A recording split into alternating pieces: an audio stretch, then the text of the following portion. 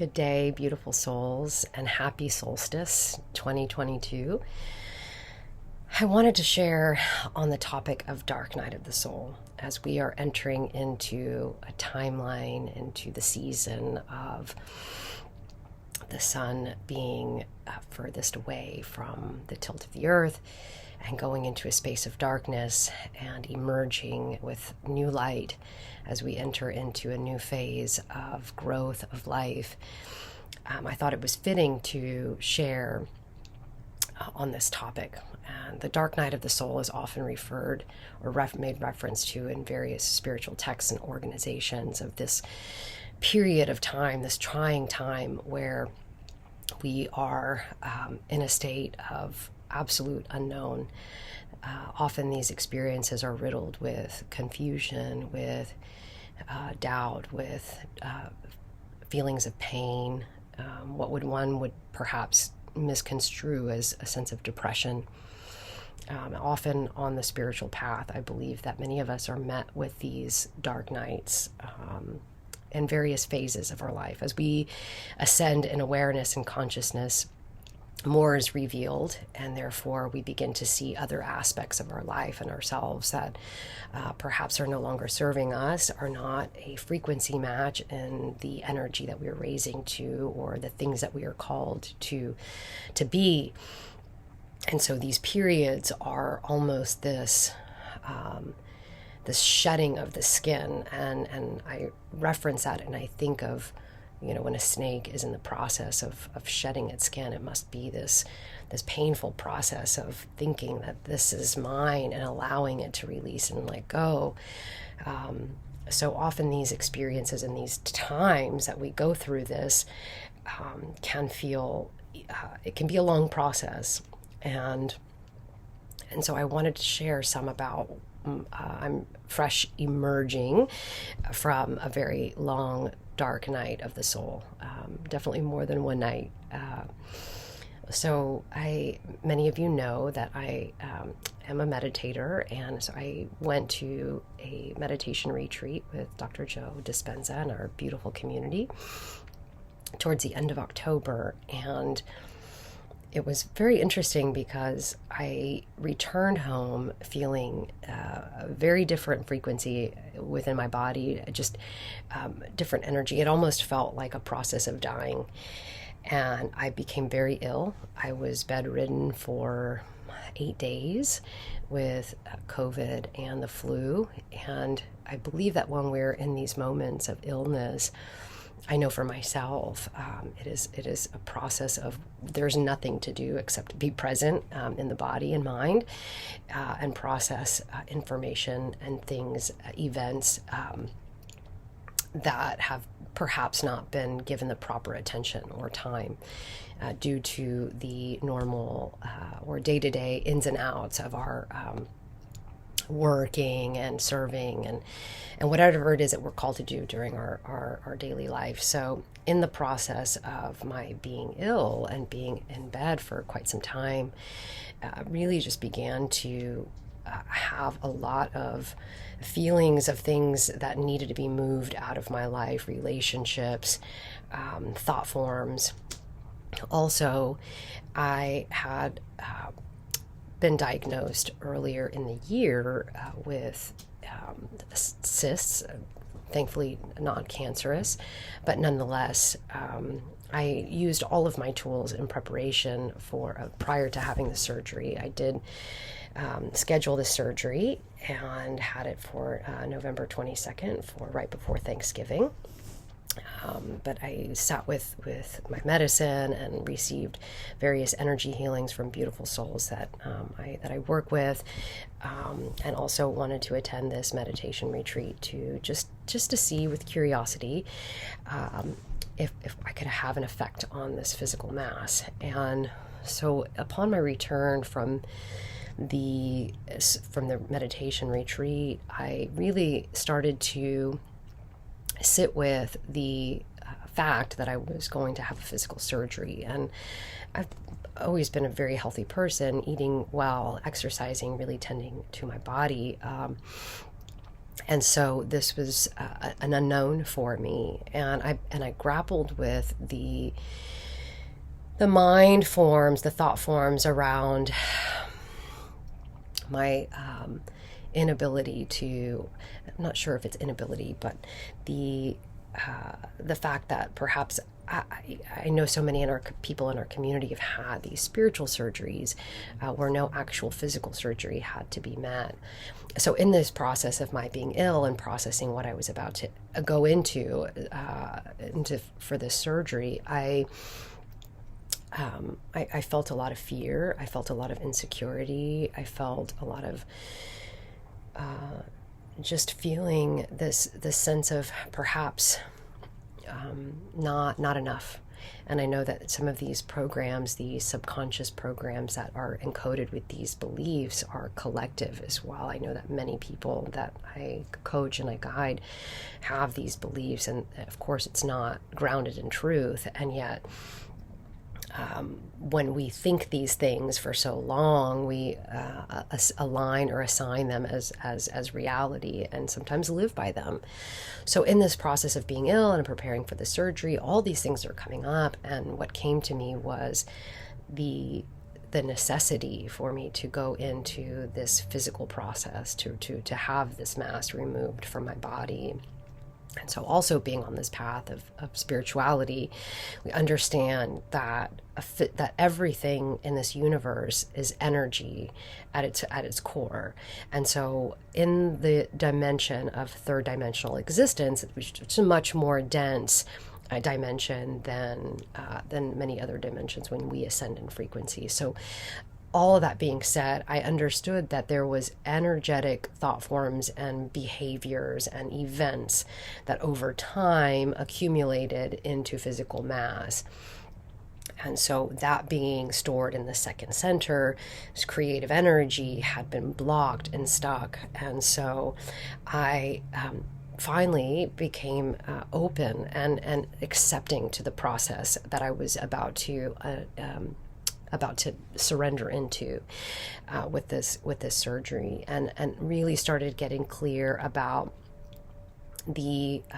those energies, those thought forms of not enough, of some of this unworthiness or fears and doubts that were stored in this center, and so I became willing and surrendered openly to having this process, which I felt, and a beautiful spiritual guide of mine also channeled for me prior to this process, that this would be a very deep spiritual healing and ceremony for me.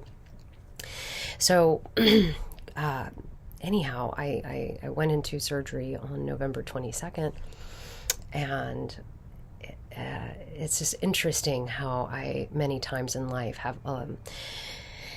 have been in alignment with a frequency match to having turbulent experiences. And the surgery, others perhaps would perceive as things went wrong from the beginning. And never once did I waver from the knowing that everything that was happening was exactly as it was meant to happen for the highest evolution for my spirit. Because I've been so the mystical and the cosmic exploration and living in these metaphysical, having these metaphysical experiences, and even in the medicine that I serve and I work with, it being such a cosmic expansion, ethereal experience, that in actuality, these realms are much more comfortable and familiar for me. And what has been a challenge a lot in my life, and I'm getting better, is the embodying and taking that information into the body, and grounding that information, being present here as a human, because we are both human and divine. And so I understood that this was going to be a profound spiritual ceremony for me to embrace more of my humanity. And so what had happened was there was massive internal bleeding after the first operation. I lost almost half of my body's blood content and needed to be rushed back into surgery.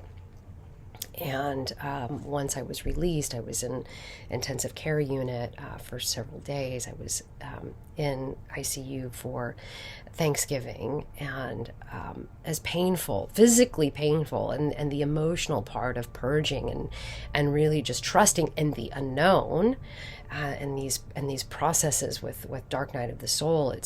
There's just a reorganization. It almost feels like this chaotic process of all these energies shifting and moving and not really feeling like there's any certainty or something to cling or hold on to. It's a trusting, or I felt that what I was doing was just surrendering deeper and deeper and deeper into spirit. Whatever you would have me do or be, I just surrender. And so I received blood transfusion and had visitation from many beautiful clients and beautiful people in my life, and also was receiving these coherence energy healings from my meditation community. And I was released, and I had to go back into the hospital for other ailments that were occurring. Now, through this time, not once did I feel victim. I would get up and start walking the day after I had the procedure done, to really just start to get my body into a process of being, enabling it and loving it into back in motion, and not being stuck in a bed and in that mindset. So fast forward, when my community, my meditation community, and I serve and heal our people, it is through a modality that we call these coherence healings.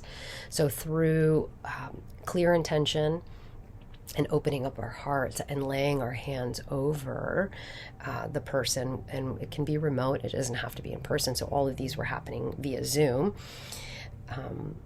I know for certain that this accelerated my healing. I went from functioning at like a 25-30%, in excruciating pain, doubled over, just like being able to walk very slowly, from one meditation, and I woke up and I was able to sit up and there was no pain, and I stood up and there was no pain, and I started walking around, and I just did this little happy dance because I realized that I was in a new body.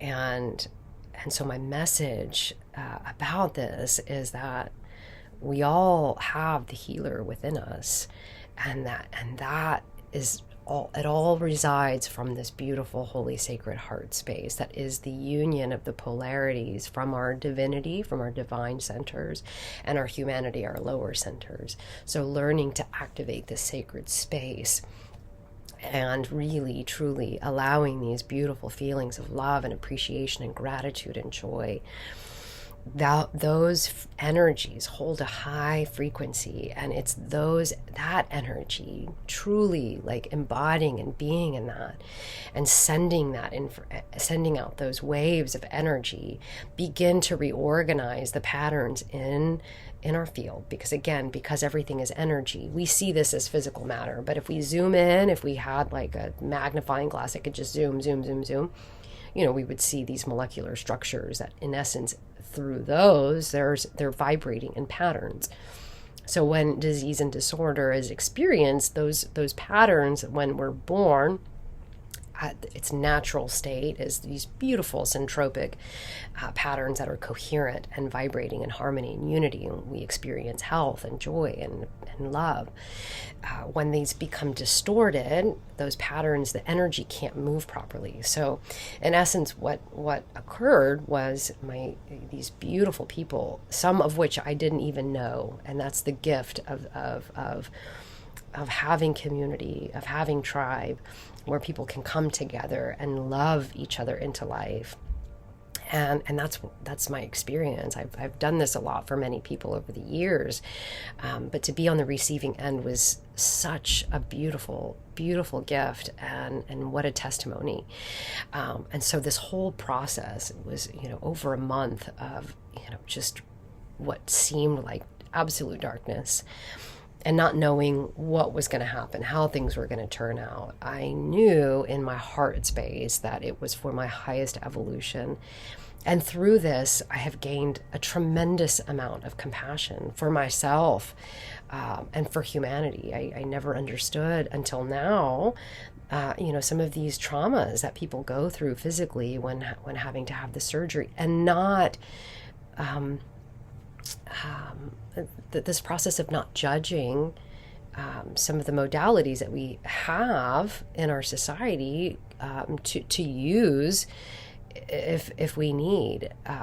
So as we're entering into the solstice, as the sun is beginning to hide away for the darkest nights of the year, I invite this time for myself and for others to really explore the hidden the things that perhaps we've stuffed away or hidden away, to ask these aspects from spirit for them to be illuminated, for light to be shed on these parts of us.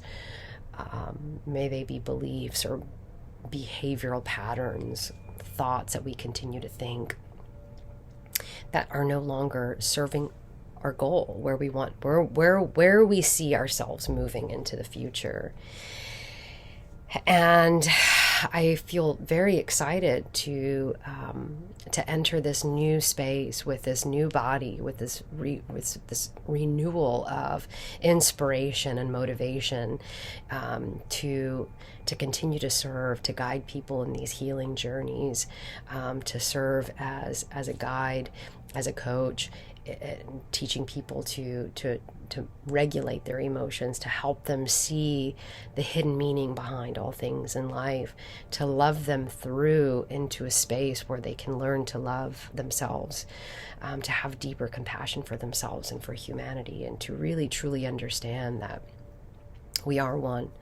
And so I invite myself and those that are watching this to truly ask yourself to sit for 5-10 minutes and to go inward and ask from the depths of your heart for these things to be illumined, for light to be shed on the areas in your life that perhaps need to be exposed, need to be seen, need to be transmuted. And as we move into this new light, to be present with what is the desire for this next phase in your life. What is something that you want that perhaps you have neglected, that has been suppressed? And I am excited to share these beautiful opportunities. Many people are surfacing in various areas of the country, and I believe in other countries as well, for me to be present in their processes of guiding them and transformation. That I'm also choosing to take a long journey back to the jungle in Peru, to really give myself this time for deeper purging, deeper awareness of aspects of me that have been blocking me from fully surrendering into my calling. I understand that in order to the more time that I am able, and more presence I'm able to give myself in my own healing, the more I discover, the more I have to offer, the more I have to share. It is this beautiful dance of really gifting myself, and I share this with those that I work with, that whenever the greatest gift that we can give the world is the gift of working on ourselves, because there is no separation. The more love and appreciation that we can learn to give ourselves, the greater capacity that we have to offer the other world, because we are in and one of the same.